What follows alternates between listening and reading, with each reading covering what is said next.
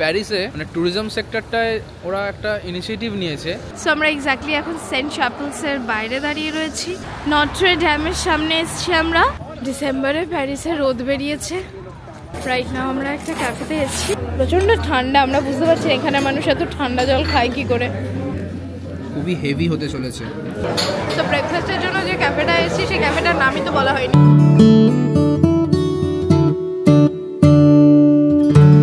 আজ 15 ডিসেম্বর 2023, ঘড়িতে বাজে সকাল 10টা। আজ আমরা লুভর মিউজিয়াম দেখে সেইন রিভার ধরেই পৌঁছে যাব আমাদের নেক্সট ডেস্টিনেশন, আর তার সাথে সেরে ফেলবো ব্রেকফাস্টটাও।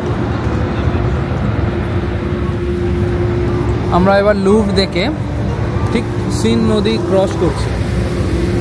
সিন নদী ক্রস করেই আমরা এবার নেক্সট যাব হচ্ছে ডেস্টিনেশন সেন্ট চ্যাপেল চার্চ। আচ্ছা, দূরে কি আমরা আপনাদের দেখাতে পারবো কিনা জানি না।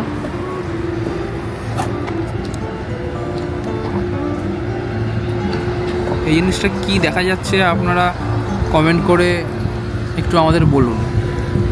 গত এপিসোডে আমরা তোমাদের হোটেল থেকে বেরিয়ে গেডে লিস্ট স্টেশন থেকে ওয়ান ডে ন্যাভিগো পাস ব্যবহার করে কিভাবে লুভর মিউজিয়ামে এলাম এবং তার কিছু ঝলক দেখিয়েছি।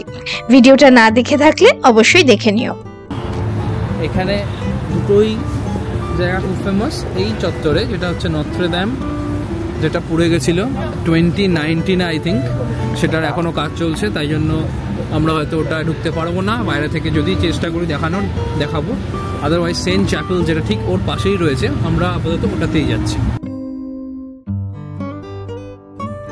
নদীটা দেখুন আপনার, দুদিক দিয়ে বেরিয়ে গেছে, মাঝখানে এই সেন্ট চ্যাপেল আর নত্রে ড্যামকে রেখে। তো আমরা এখন এই জিনিসটা ঘুরে গিয়ে ওই আইল্যান্ডে যাব। ওই আইল্যান্ডেই রয়েছে নত্রে ড্যাম এবং সেন্ট চ্যাপেল।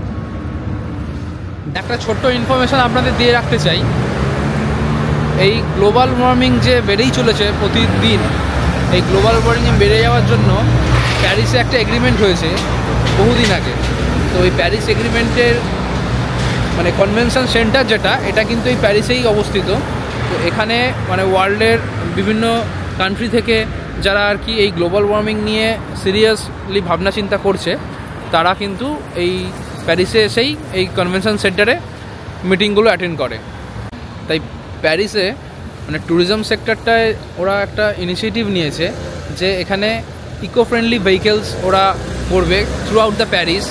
তো সেখানে আপনারা দেখতে পাচ্ছেন এখান দিয়ে আমার পাশ দিয়ে প্রচুর সাইকেল চলে যাচ্ছে, আর এখানে কিছু সাইকেল রাখা রয়েছে ফর রেন্ট। তো আপনারা রেন্ট নিয়ে গোটা প্যারিসই কিন্তু মানে আপনারা অনায়াসে ঘুরে ফেলতে পারেন।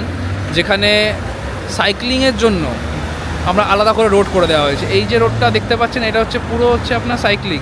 আর তার পাশে যেখান দিয়ে গাড়ি যাচ্ছে আপনারা দেখতে পাচ্ছেন, ওখান দিয়েই কিন্তু অনলি গাড়ি যাবে। কোনো গাড়ি কিন্তু এই রোডে ঢুকতে পারবে না চাইলেও, আর ঢুকলেই কিন্তু ফাইন দিতে হবে এখানে বড় সড়ো ধরনের।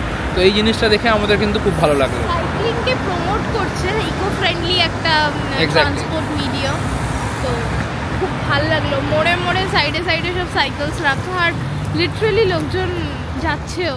সেইন রিভার ক্রস করে প্রায় 15-20 মিনিট হাঁটার পর আমরা এসে পৌঁছালাম প্লাস শামিশেল বা সেন্ট মিচেল স্কোয়ার। এখান থেকে বাদিক গেলেই পড়বে সেন্ট চ্যাপেলস ক্যাথেড্রাল, আর তার ঠিক পাশেই কোর্ট অফ ক্যাসেশন, যেটাকে তোমরা প্যারিসের সুপ্রিম কোর্টও ভাবতে পারো। এখান থেকে রিভারটা আবার ক্রস করব, ক্রস করার পরে আপনারা চলে যাব সেন্ট চ্যাপেল চার্চ। আর সেন্ট চ্যাপেলস দেখে এখান থেকে নিয়ারেস্ট মেট্রো আমরা ধরবো, সেখানে হচ্ছে সেন্ট মিচেল মেট্রো যেটা রয়েছে।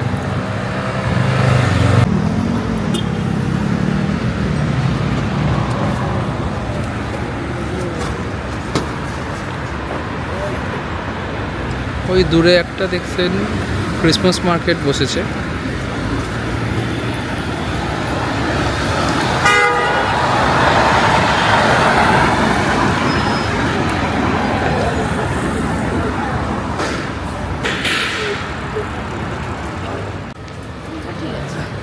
এই হচ্ছে সেন্ট চ্যাপেল এন্ট্রি।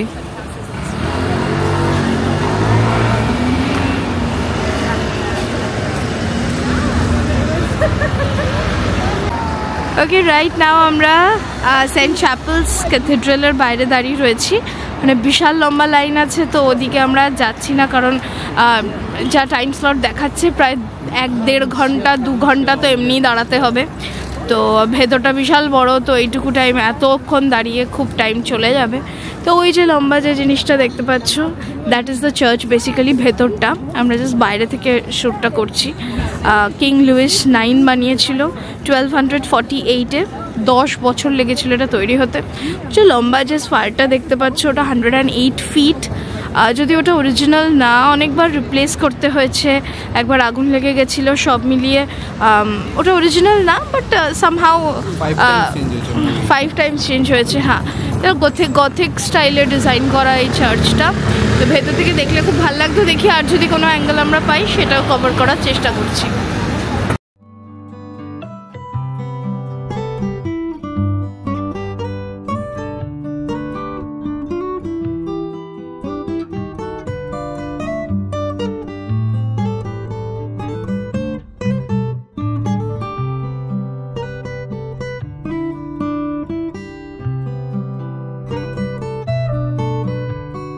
নটরে ড্যামের সামনে এসছি আমরা।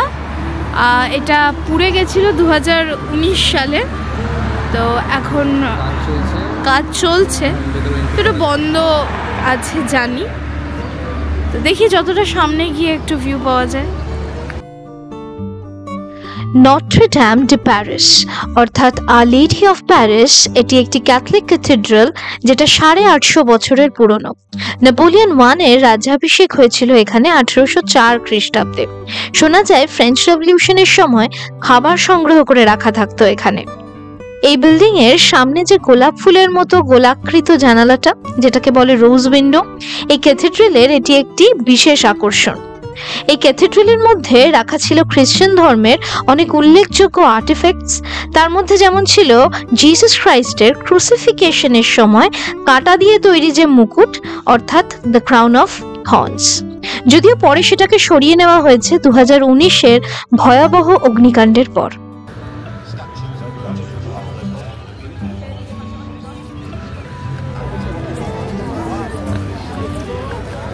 নটর ড্যামের সামনে এরকম একটা গ্যালারি আছে। এখানে অ্যাকচুয়ালি যদি ওপেন থাকতো রাত্রের দিকে একটা লাইট শো হয়, যেটা এই গ্যালারি থেকে খুব সুন্দরভাবে দেখা যায়। ভীষণ সুন্দর লাগে তখন লাইট শোটা। যদিও নটর ড্যাম এখন কাজ হচ্ছে বলে বন্ধ, কোনো শো এখন হচ্ছে না।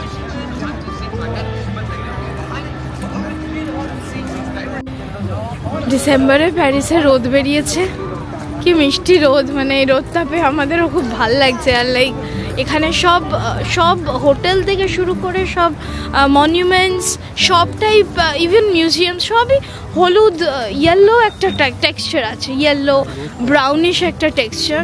তো সূর্যের আলো পড়াতে সবগুলো যেন আরও সুন্দর লাগছে। নটর ড্যামের ওখানে কিন্তু একটা আর্কিওলজিক্যাল সাইটও আছে, এন্ট্রি টিকিট আছে, যদিও ওগুলো বন্ধ এখন, তো আমরা দেখাচ্ছি না।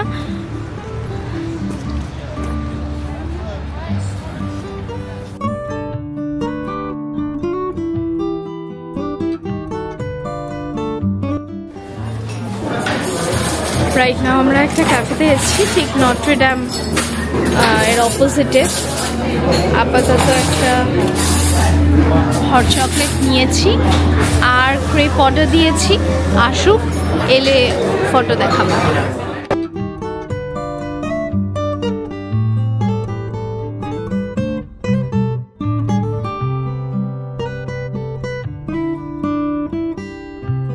সকাল সকাল ঘুরে এসে এখন এখানেই আমরা ব্রেকফাস্টটা সেরে নিই।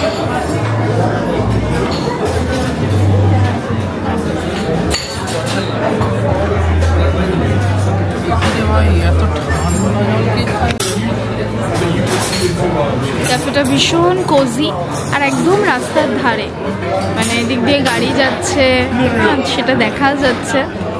খুব কোজি ক্যাফে।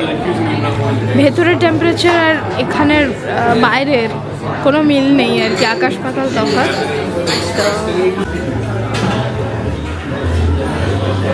তুলসী পাতা জল জারে ছিল, সেটাই আমাদের সার্ভ করা হলো।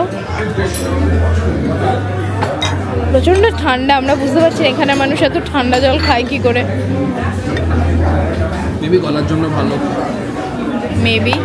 তুলসী পাতা আমরা বলছি না, এবার তুলসী পাতা মধ্যে দেখতেই এটা মিন্ট লিভও হতে পারে। জলটা খেলে বোঝা যাবে। সবারই কাছে একটা করে টেবিলে রয়েছে, সবাই ওটাই খাচ্ছে, ওই দেখে আমরাও খাচ্ছি। কেমন? ভালো, খুবই ক্লিয়ার ওয়াটার, ফ্রেশ, খুবই ফ্রেশ ক্লিয়ার ওয়াটার মনে হচ্ছে। হ্যাঁ, খুব ফ্রেশ জলটা এবং বেশ সুন্দর মিষ্টি, নাইস। আর এমনিও এখানের জলটা কিন্তু আমাদের অসুবিধা হয়নি, এটা কিন্তু কালও আমরা খেয়েছিলাম, ইটস সো গুড। আমাদের ক্রেপ এসে গেছে।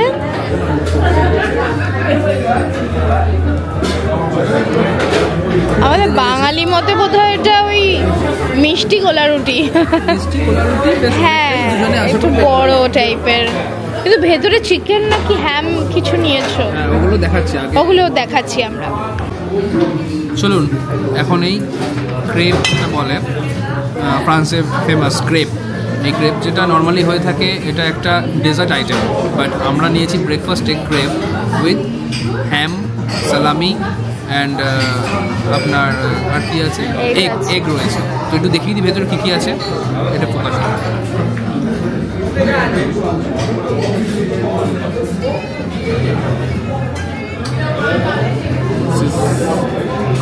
হ্যাম, আই গেস। হ্যাঁ, এটা হ্যামের লেয়ার। এটা এগ আছে, এগ আছে, চিজও আছে। হ্যাঁ চিজও আছে, চিজ থাকবেই এখানে, এটা ফ্রোমা চিজ। খেয়ে দেখি কীরকম লাগে।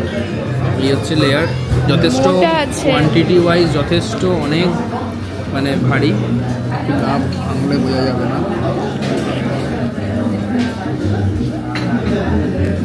খুবই হেভি হতে চলেছে। একটাই নিয়েছি আমরা, তাই দুজনে খাবো বলে। চিজের জন্য হয়তো লেয়ারটা আরো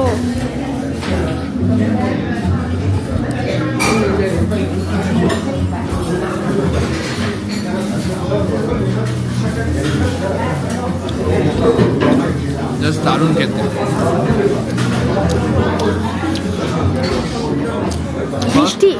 নো, একদমই না, এটা মিষ্টি না, এটা ডেজার্ট না। এটা যেহেতু আমরা ইংলিশ ব্রেকফাস্ট খেয়ে থাকি, এখানে আপনার মানে ব্রেকফাস্ট কিন্তু ক্রেপের মধ্যে দিয়েছে। ক্রেপ যেহেতু এখানে খুবই লোকালি চলে, তাই জন্য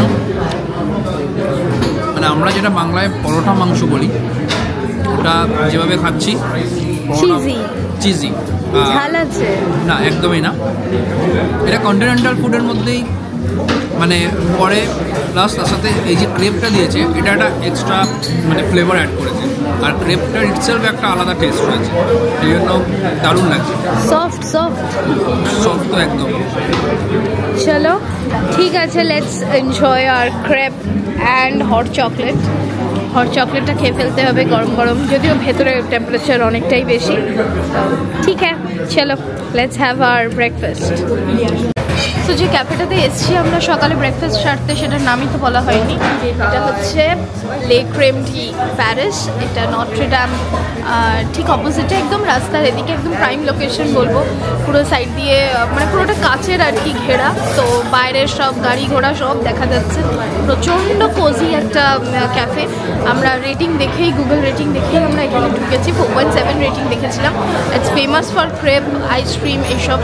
তো ক্রেপ তো খাওয়ার ইচ্ছা ছিলই, কিন্তু লাইক আমরা কনফিউজ ছিলাম যে নেব একটা ক্রেপে দুজনের হবে কি না, বাট এতটাই হেভি এই ক্রেপটা, অনেকগুলো লেয়ার্স আছে, তার সাথে তো চিকেন এগ এগুলো তো রয়েছে, সব বেশ হেভি। তো আমার মনে হয় একদম একটা ক্রেপ দুজনের জন্য ইজ পারফেক্ট না? হট চকলেটটা কেমন বলে দাও? বেশ ভালো হট চকলেট। এরা এক্সট্রা যে সুগার দিয়েছে, জানি না কেন দিয়েছে, যা সুগার এতে রয়েছে দ্যাট ইজ সাফিসিয়েন্ট। চিনিটা কিন্তু ওরা বেশিই খায় আমরা দেখেছি, মানে ব্রেড আইটেম যেহেতু এত বেশি, সো লাইক ওরা চিনি চিনি দিয়ে দেয়, চিনি ছড়িয়ে দিল। হ্যাঁ, কোনো ব্রেড হলো কি কিছু ওরা উপরে অ্যাটলিস্ট পাউডার সুগারটা দিয়ে দেয়, তো অনেক চিনি খায় প্রেফারেবলি, ওরা অনেক হাঁটে তাই জন্য। ঠিক আছে, চলুন আমরা এনজয় করি। সো খেয়ে দিয়ে আমরা বেরিয়ে যাচ্ছি এখান থেকে টু আর নেক্সট ডেস্টিনেশন। টাটা, লা ক্রেম ডে প্যারিস। এবার আমরা ব্যাক করছি সেন্ট মিচেল স্কোয়ারের দিকে, যেখান থেকে আমরা মেট্রো ধরে প্যারিসের একটি পপুলার আর্টিস্টিক ভিলেজে যাব, যেখানে বলিউডেরও কিছু ইম্পর্টেন্ট মুভিজের শুটিং হয়েছে। সেই সব কিছু খুব শীঘ্রই আমরা নিয়ে আসছি আমাদের নেক্সট এপিসোডে। তাই আমাদের চ্যানেলটা সাবস্ক্রাইব করে পাশে থেকো। যারা অলরেডি সাবস্ক্রাইব করেছো তারা ফ্রেন্ডস আর ফ্যামিলিদের সাথে এই ভিডিওটা শেয়ার করো এবং নিজেরাও চটপট প্ল্যান করে ফেলো।